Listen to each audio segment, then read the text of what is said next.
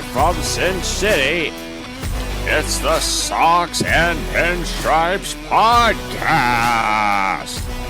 And now, here's the star of the show, Giant Dr. Griffin! This is Diet Dr. Griffin back with another episode of the Socks and Pinstripes Podcast. We've officially made it to June. Can you believe that? Yay! Yeah, we're already about 2 months into the season, and we find out who the men and the boys are going forward here. Let's take a quick look at the standings here. Couple weeks away from the Midsummer Classic in Hot Atlanta. So, Probably like 6 weeks away from the Summer Classic. whatever, dude. It's June, not July, buddy. Yeah, I know. I messed that one up. So, Well, the Orioles are at the bottom of the AL East, already 14 games out, which nobody I think saw coming. yeah, that was a hot dumpster fire at that organization this year. Yeah, they're only 3 games ahead of the White Sox. Well, at least the White Sox are doing better than the Rockies this year. So, Yeah, I think and the crazy thing about this is a crazy conversation that Taylor and I were having this week. So, do you know about the anti-tanking rules as it relates to the MLB draft? yeah. So I just saw an article, but I'll let you explain it. Oh, Okay, I think we probably saw the same article. So, so what the rules are is that you, based on like the size of your market and your payroll and things, you basically can't be eligible for the draft lottery for like being 3 years in a row. yeah, So in the top 10. yeah, So, so basically, like last year, the Chicago White Sox had the worst record in league, like pretty much in the last 100 years, and they yeah, had the 10th pick because they had been bad for a couple of years, yeah. and and now the Rockies are pretty much in a similar situation where they've been bad for a few years now, and they have 9 wins on the season, and they are looking at a 10th pick in the draft as the highest they can get. Drafts in baseball are a lot different than drafts in the NBA and the NFL. I'm Yeah. sure even in the NHL, the thing is that Well, you you only got five guys on the ice and, five players on the court, and one right, person can right, really but the make a guys that difference. you're drafting in those other sports are far more likely to be making an impact the first year or two that they're drafted. Like you Yeah. draft a first number one overall pick in baseball, you might not see them in the majors for 3 years. Yeah, that's true. I mean, sometimes even longer if you draft a high school guy. Yeah. Or unless you're, yeah, yeah. And then Unless and you're then Julio even Rodrigez and you come straight to the majors. I well, saw I a mean, funny even meme. like the Angels and in their shenanigans, like they drafted Noah Shanuel, and then they just put him in like 2 months later. But that's Yeah. like the exception, not the rule. They're never, you're gonna draft like Garrett Cole number one overall. You're not gonna see him in the majors for a few years. Yeah. Even No, like you're best right. case scenario, you're gonna wait a couple years. Paul Skeens wasn't immediately drafted and put into the majors. He's gotten the minors for a couple of years just to make sure he's okay. Yeah. So it's very hard to put in these kind of anti-tanking rules where it takes, if you draft somebody at the top, it takes like 3 years for them to develop and get ready. In the NFL and the NBA, you're drafting these guys and they're on the field immediately. I can understand in some of those situations maybe having some anti-tanking rules, but in baseball, it's not working. Well, I think instead of an anti-tanking rule, I think it should be, hey, if you're a manager who doesn't give a about your team and you don't care about winning and you only care about profits, then you should just have to sell your team to some other millionaire who actually wants to win. So, Well, there's nothing wrong with a business wanting to run a business the correct way and making sure that it's not an obligation to just automatically spend money because you have a team and you're losing and you're going to lose money every year. It's not, and you're not obligated to run a business like that. Can you imagine Yeah, if but like you had a in running a McDonald's or business, something? yeah, but in running a business poorly, like the Rockies or the White Sox, that does actually eventually cut into your profit because you're not drawing a crowd to the games, which Yeah, is how but they you make don't make their revenue. money on that. This is why the RSN situations are so big because they're making their money off of those.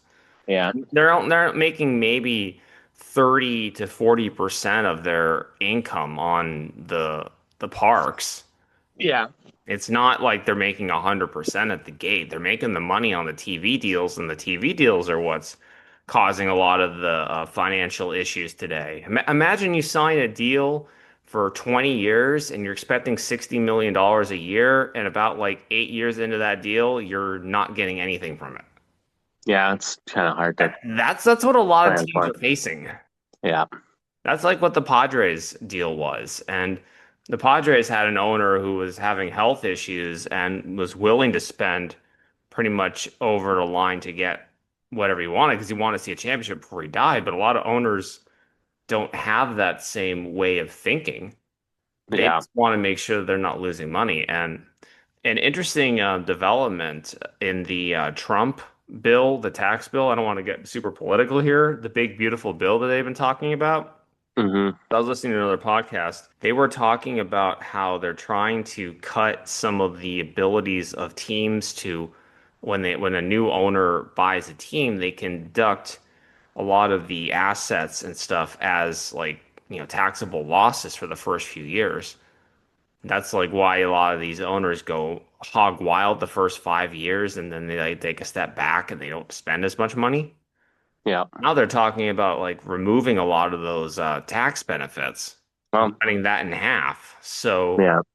it might actually drive the value of some of these sports teams down a bit across the board if that ends up getting passed. But there's Yeah. Well, a that's lot of driving things. the value of a lot of things down, not just sports teams. So, Well, no, but I mean, it doesn't. The reason that a lot of these sports teams get so much money is because you're buying tax losses that you can take. yeah. You can sell a lot of you can sell stocks and one things in one hand and then wash it away with the losses that you're taking in on the baseball team. Yeah. Like what Cohen can do that with the Mets because he's Or one you of the most. can bury your ex-wife at your golf course and then have it as a nonprofit, run your golf course as a nonprofit cemetery, and then you don't have to pay taxes either. So, Yeah, yeah. Well, this whole thing took a big different turn than how I originally wrote the show. So I love that about our show. We can have a completely unplanned conversation. So I figured since we're officially in June now, we should probably do another recap of how our teams are doing. yeah, I think that's appropriate. Yeah. So do you want to go first? You want me to go first with my team? You go first with your team because I was losing last time. So, Okay. So my pitching staff now has a combined WAR of 10.9. I wish I kept track of how we did previously, but I yeah. did not. So we're at 10.9 pitching WAR, and my hitting WAR is at 26. So I Right. have combined 36.9 WAR so far in the season. Okay. All right. That sounds actually pretty high. So, Yeah. And then your team has a pitching WAR of 15.2 and okay. a hitting WAR of 18.7. So Oh, there we go. Catching your up. your combined WAR is 33.9. Feel like that's an improvement? Yeah, I feel like I'm less behind you than last month, if I remember correctly. Yeah, I think it was like a 5 WAR lead last time. My pitching Yeah. is our pitching WAR is still incredibly apart, and our hitters are that's the difference. My hitting is beating your hitting, and your pitching is beating my pitching. Yeah. Yeah. Hopefully, Luis Garcia Jr. has a great second half of the season. Well, he is currently at a minus point 0.1 WAR on the season. Yeah, that's exactly what I was talking And Mark about. Vientos is at minus point 0.2. Oh man, not Yeah. helping the cause at all. So Yeah. You still have Judge, who is a 4.3. That's your big boy there. there we go. Did anyone pick up Cal Raleigh? He's going to be the first I catcher I who. have Cal Raleigh. Okay, that helps. It's going to be the first catcher with a 4 WAR ever, basically, if he continues what he's doing this Yeah, season. there had to have been a catcher with a 4 WAR before, I dude. don't think so. I don't think so. Gotta think Johnny Bench or somebody had a 4 WAR somewhere. I don't know, dude. Look at that. Look that up. I mean, Johnny Bench might have, but Over a course of a season, I mean, we're talking half season. These things it's an accumulative stat, so yeah, hold on. Johnny Bench. He had a career WAR of 75, so yeah, he had like let's see, 1, 2, 3, 4, oh 5, yeah, 6, a couple. 7, 8, 9, 10, 11, 12 seasons with a WAR of 4 or higher. Yeah, there we go. And I'm sure there's other catchers out there that have done the same thing. I wouldn't be shocked if Cal Raleigh had a higher than 4 season on a WAR.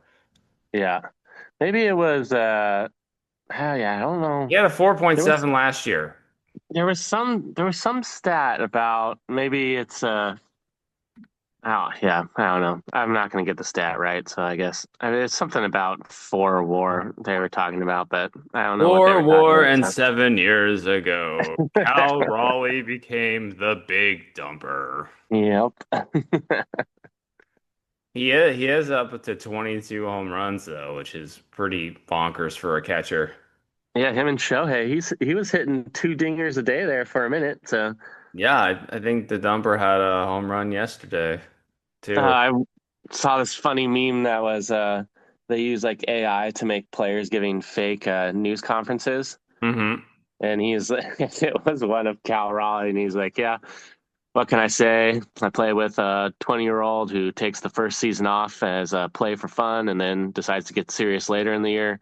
I'm carrying the whole entire team's offense on my back, but it's no big deal. Do you want to guess which player on your team has the lowest WAR? We know that Judge has the highest. Which player do you think has the lowest? And I'll only say that it's a pitcher. Oh, it's a pitcher. I didn't write my team down. I don't even know who's on my team. Oh, that's a good place to start there. It's Tanner Scott of the Dodgers, Really? minus point 0.3. Wow. Okay. He's Yeah. just not. I thought he was having a good year, but I apparently thought not. so. I thought so too. My guy's lowest WAR is minus point 0.4, and that's Shane Baz of the Rays, which was looking like a terrible pick now that I think about it. Yeah, he's not having such a great time out there the last couple of No, times. no, he's been struggling. He's been Yeah. struggling. All right, so let's get back to some of the normal topics that I had on the schedule. So, did you get that GIF I sent you earlier this weekend? I sent you and Jeff a funny GIF about Mookie Betts. You see that one? Oh yeah, the stub in his toe one. Yeah. So apparently Mookie Betts broke his toe somehow in a home mishap this weekend. And Does he have kids? I would assume Mookie Betts probably has a kid or two. I Okay, well then can't then be the certain. stubbing your toe in a home mishap makes a little more sense if that's the case. I'm pretty sure Mookie's got a kid or two. He seems like a responsible married fella. Yeah. So he's hosting the Yankees this weekend, and the um, Yankees got their asses beat to them yesterday. Oh man, they got beat down. Will Warren lasted 1.1 innings. I'm surprised he even managed to strike anyone out. So Yeah. I stupidly forgot to bench one of my starters last Monday who was playing against the Dodgers and he had like 6 walks. I was like, oh, okay, that's the Dodgers for you. yeah, we talked about it last week, and I said I was going to, but I was like, you know what? It's Will Warren and the Yankees. I'll take that chance. And yep, it didn't work out for me either. So No, he wasn't gonna go pull a Maddox like Scooble did last weekend yep, and just have that, shutout with under 100 pitches. yep. Did you see this thing that went online about how the Dodgers have $102 million in payroll on the injured list and just their pitching staff? Honestly, I did not see that, but it does not surprise me. And didn't they just pick up like a good reliever, like Alexis Diaz from the Well, Reds, right? I don't know if Alexis Diaz is, he was a decent reliever at one point. Alexis Diaz, of course, is Edwin Diaz's younger brother, Yeah. and they did pick him up this week, but the Dodgers lost Evan Phillips for the season, but he had already been injured. No, So okay. the Dodgers have 102 million on the injured list. Most of that is Blake Snell and Tyler Glasnow. It's about Hmm. 58 between those two. But here's the thing. They're not even counting Shohei's ability to not pitch. So I don't Yeah. know if you want to add another 20 to that just to say Shohei can't pitch. I think we should add another 20 to that and say Shohei can't So pitch. That seems so fair. right So, now, the just the 102. That's yeah. higher than the payrolls of the White Sox, the Marlins, the Athletics, the Rays, the Pirates, and the Guardians. Wow. Just the 102. If you add in another 20, you take yourselves past the Brew Crew, the Nationals, and the Reds, and you're only like 2 million behind the Rockies and about Nice. another 4 million behind the Royals. On your bench, and that's the entire team's That's just the payroll. injured. That's just the injured, and Clayton Kershaw is considered healthy at the moment. So, Oh, okay. if you wait like 5 minutes, that number might change. I know Shohei Ohtani wants to pitch this year, but do you think he's going? Do you think the Dodgers are going to let him? It may reach an inflection point where he may just not pitch this year because the thing is, he can't do traditional rehab starts like a regular guy can. Yep. But the thing is that he missed all of last season pitching, so he really should be ready to kind of go pitching wise. Yeah. And I don't know, man. He's playing so well at the plate. He might just be worth it to have him not do two things. That's what I'm saying because he injures himself for the most part pitching, not batting. Well, I mean, And he did separate his shoulder in the World Series trying to steal a base. I mean, that wasn't yeah, contemplated at all. yeah, but the World Series, that's where you're wanting them to put it all out on the line anyway, so you can't fault a guy for that. But Yeah, I um, mean, I'm just I saying, would like say he in can order get to injured in the protect your field too. $700 million investment, I would just be like, maybe you're just the DH, buddy. Right, but if he's just a DH, was he really a 700 million? Should he have been a $700 million investment though? I mean, kind of looks like it right now. So I mean, yeah, I'm not saying that they'll certainly make the money back with him. I mean, all the yeah, merchandise and stuff they're going to I mean, sell him. they already made it back, is what they said with all his Yeah, merchandise. So yeah, they've already made it back, and of yeah, course they have so many Japanese sponsors now with the yeah, team. That's just it's just pretty bonkers what the Dodgers have been doing with their payroll. yeah. I'd say you could make Shohei Ohtani a late reliever. That would probably be a pretty good role for him. So after how good he looked in that role on the Japanese team for the World Baseball Classic, uh, I mean, they could definitely use the help in the bullpen, given that Tanner Scott has a -3 WAR on the season. yeah. Oh, is he just like out there blowing saves or I'm what? I'm What's gonna look, going I'm on gonna there? look it up. I'm gonna look it Yeah. up. Well, okay, so Tanner Scott has a 4.5 ERA on the season. So he has blown some saves. Right, but I mean his whip is still 1.09, excuse me, and that's not really that bad. It's not elite or anything like that. It's not like Yeah. last year. Well, no, last year. Oh no, sorry, that was his time in San Diego, excuse me. Yeah. Because like his WAR for the season last year was 1.125. Yeah. He had a 1.75 ERA. Huh. Although Scott's according to his expected numbers, his FIP is 3.28. So it seems like he's probably gotten a little unlucky. Yeah. 'Cause he's definitely doing a better job than what the numbers seem to indicate. Yeah, it's like Andres Munoz during. I don't know why Seattle decided Anthony, to. it's Anthony Munoz, by the Oh way. yeah, yeah, Anthony Munoz. Anthony Munoz, unfortunately, was brought back down to planet Earth by the Minnesota Twins of all teams a couple nights ago. Oh So yeah, I had read a stat that he hadn't given up an earned run all season. yeah, I was Like it like, it's was hard to bound to be. happen sooner or later. Yeah, Even it's hard to be mad at him, but I was just like, how are we struggling so hard just to beat the Twins? I mean, it was great baseball and super the Twins exciting have been baseball, good, man. The Twins but have been on a heater in May. yeah.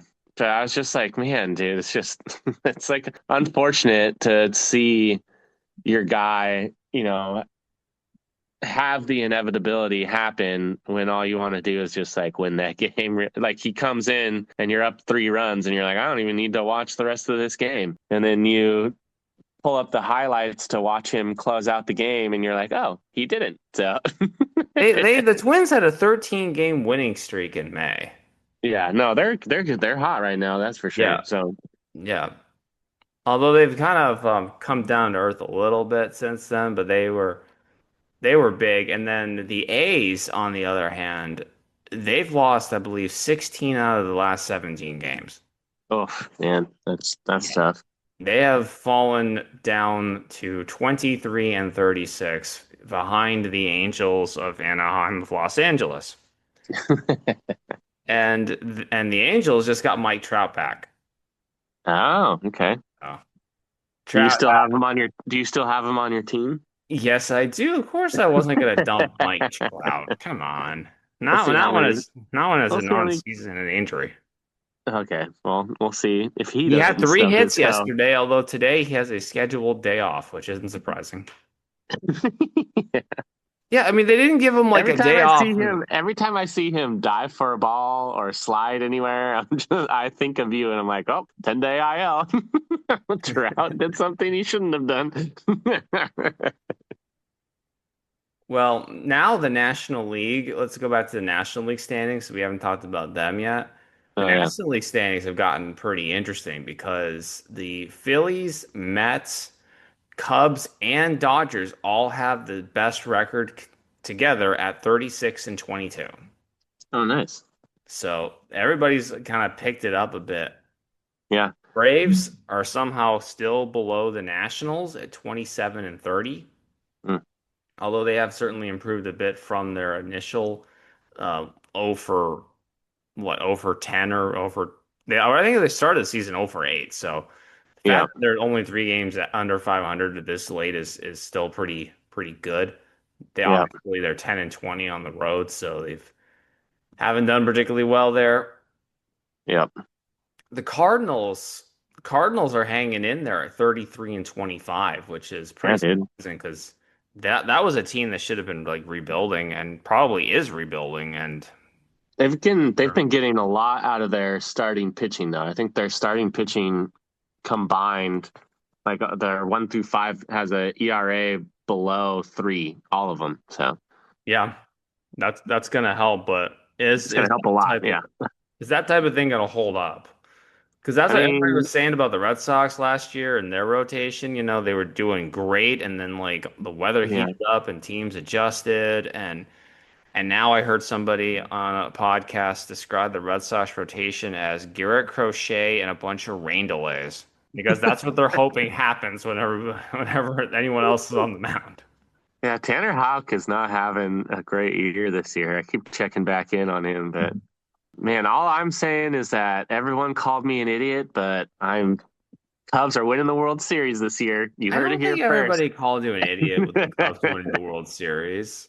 Cubs went out and got Kyle Tucker, who's been one of the best players in baseball this year. That's what I'm saying. Not only that, and then we talked about all the moves that they made last year too. So Well, I mean, they literally traded to get Isak Paredes, who they sent off in that deal for that was like the big move they made last year. yeah, but they got Kyle Tucker out of it, so an obvious upgrade there.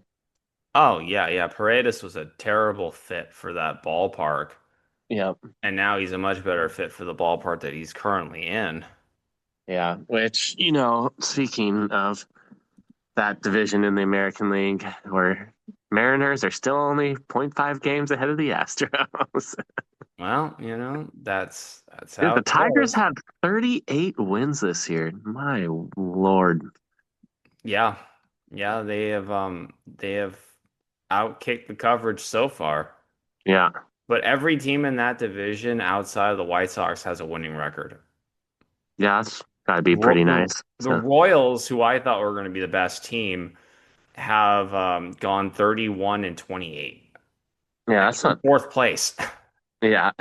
The Twins go and they win 13 games in a row in May, and they're still, tied for second place.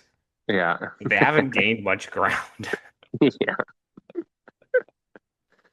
Man, I thought the Red Sox were, I can't, well, wow, the Rays and the Blue Jays. So it's just basically the Yankees in the East, and everyone else isn't even going to make Well, yeah, pretty much. I mean, it depends on the how wild the card happened today. No one else in that division is making the wild card. So, no, the Central, all those teams have 31 wins, and the Rays and Jays, they each have 30. yeah. And they've played a couple more games. They have a couple more losses than the Central teams like the Guardians and the Twins. So Were you the one who has Jesus Luzardo on your team? no, I did not have Lizardo. Lizardo got spanked yesterday. Yeah, dude, I watched that game with my friend. They had it on ESPN Deportes, so I had to watch the game in Spanish, which actually was kind of fun. But yeah, they were talking about how good he was. And the umpire, honestly, Blue was pretty shaky the first couple innings on balls and strikes, but in the pitcher's favor. But yeah, he just got absolutely torched in the first inning. So Reese Hoskins hit two 3-run yeah, home runs in that yeah, game, and dude. one of our Yeah, managers picked up Reese after that game yesterday. yeah, yeah. I saw that. I was like, yeah. Yeah. So I guess Jesus Luzardo didn't get torched by the team. He got torched by Reese Hoskins twice. So the Well, I mean, announcer, he gave up 12 runs. I mean, he got torched. yeah, the announcer was like, and Luzardo like leaves the ball up in the zone. Reese Hoskins dice muchas gracias. It's a home run. Yeah, so Luzardo gave up 12 earned runs in 3.1 innings yesterday. Yeah. Yikes. Yeah, that's a Tanner Houck level performance right there. Well, that was his actually that was probably his come down to earth moment too, because what his ERA was like 1.25 or something crazy like that. Yeah, yeah. So, Regression hits like a mofo sometimes. like a train. Yeah. Well, the thing about Lizardo that I've heard from people who know more about Lizardo than I do is that like he is a guy that if he has good velocity, he'll pitch well, and if he has bad velocity, then he just gets smashed.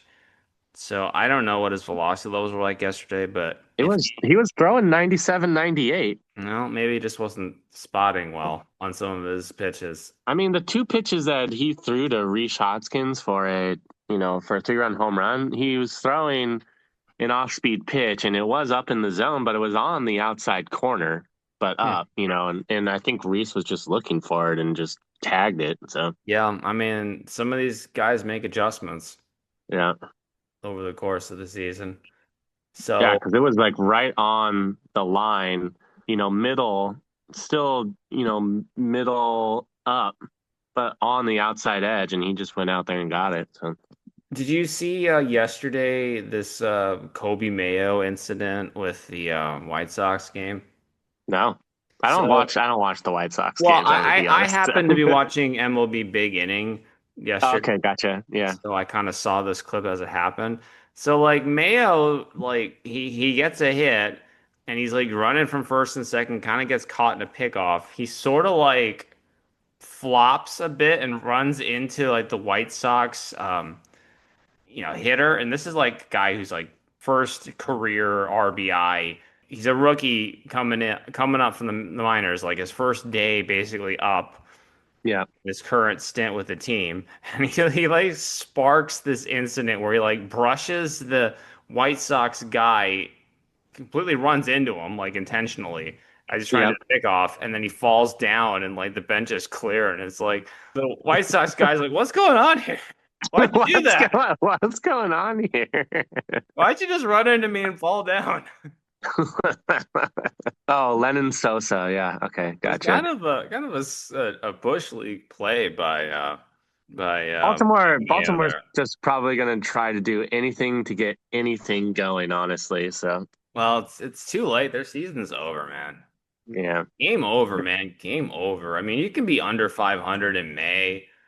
I mean, and still make the playoffs. I mean, that was like the Nationals. Nationals won the World Series with an under 500 record in May. Yeah. Heck, the Braves won the World Series when you have an under 500 record in like August. Yeah. But when you're 15 games under 500 at the end of May, you're probably not going to make the playoffs. Yeah. Seems. That's a massive, massive hill to climb, especially when you've got all of those freaking AL Central teams just sitting there with like 31 wins apiece. Like, the wild card's going to go to those teams. Yep. And Yep. even like For the sure. Astros are sitting there 31 wins, and the Rays and the Jays sitting there 30. Yep. The Red Sox sitting there 28. I mean, they're still doing okay, even though Rafi still refuses to play third base now that he's the DH. It's just so funny. It's, Yep. it's like, you don't Bad. want to play third base anymore. It's like, you don't, It's like I like just hitting. That's great. he just likes being a pain in the tuchus. Yeah, I was opposed to it before, and now it's my favorite thing. So Yeah, yeah. That situation just makes it very yeah, hard for me to like the guy anymore. But yeah, it's so dysfunctional and funny at the same time. yeah.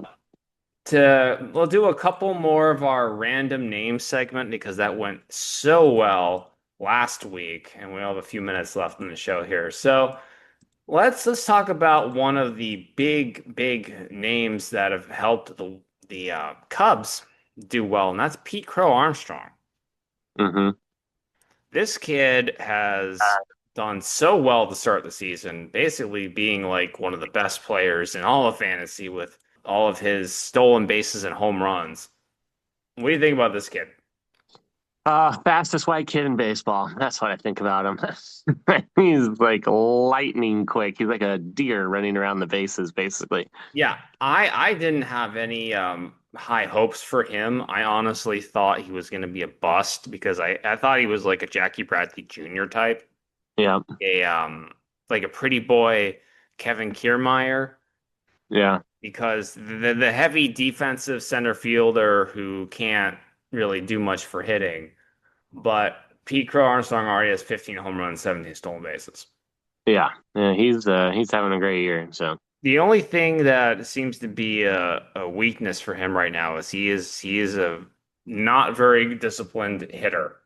Even for like a rookie, he's yeah. pretty. But Javier Baez still isn't a disciplined hitter, and he's getting major league contracts. So Well, I mean, we're talking like the lowest of the lows here. I mean, yeah, I don't think he's as bad as Javi Baez, but that guy will swing at anything. Throw it at his yeah. head, he'll try to swing at it. So But Vlad Guerrero, the original OG Vlad Guerrero, could pull that off. But in his baseball savant page, Pete Crow Armstrong is in the first percentile in chase percentage. So yeah, but that's you have to that's the think that worst. That is the worst in baseball. He's in the 11th percentile in walks, which isn't surprising as a rookie. And then he's at 25 percentile in strikeouts and 28th percentile in the whiffs. At some point, the teams I think are going to start figuring him out because his yeah, exit velocity is exit velocity, hard hit percentage, bat speed, squared up, and even his like XBA expected batting average is like middle of the pack. So he's yeah. outperforming some of his numbers so far. So we'll Either see that whether or or not it holds up.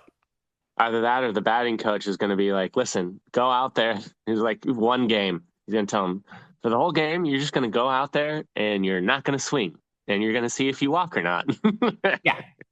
I mean, he's hitting and cleanup spot today in the team. So I mean, you can't really have that spot Yeah, that's true. guy Yeah. that's not do anything. Yeah. So he'll be swinging. So. Yes, he'll be swinging. And on that note, we're down to the last couple minutes of the show. So, you got any fun baseball facts for the show today, Shane? Yeah, there's one of the best nicknames in baseball, I think, is Al Rabowski, and Mm-hmm. his nickname is the Mad Hungarian. And he's actually the color commentator for the Cardinals, which is where he played a lot of his career. Mm-hmm. And he was a fan favorite because of his on-field antics. When entering the game, he would turn his back to the batter, walk towards second base, vigorously rub the ball between his palms several times, take a deep breath, pound the ball into his mitt, and then storm back to the mound and stare down the batter. And if the batter at any point in time stepped out of the batter's box, he would repeat the process starting from the beginning all over again. Aren't you glad we have a pitch clock in baseball now? Not really. I enjoyed the antics. So. Yeah, kind of miss that. I miss. You remember? You ever seen Noma, Nah. and his like ritual? No, but he had a pretty good one too. If He memory serves always me correct. like would tune up his batting gloves and like do a little thing with like every single like pitch he would do this. Something I've kind of noticed when I was watching some Mets games is that Soto isn't doing his shimmy. Soto Yeah, I apparently think is that's not probably doing why his he's not shimmy. batting as well too. He needs to bring back the shimmy. So I mean, I think he did hit a home run yesterday, and the nerds keep saying that Soto's expected numbers are still elite. Oh yeah, yeah, if you look at his baseball savant page, it's still like incredible. yeah. No, Soto I is the wasn't in. 100th percentile in chase, so like the best compared to Pico Yeah, Armstrong, the worst. And on that note, we will see you guys next week. I know.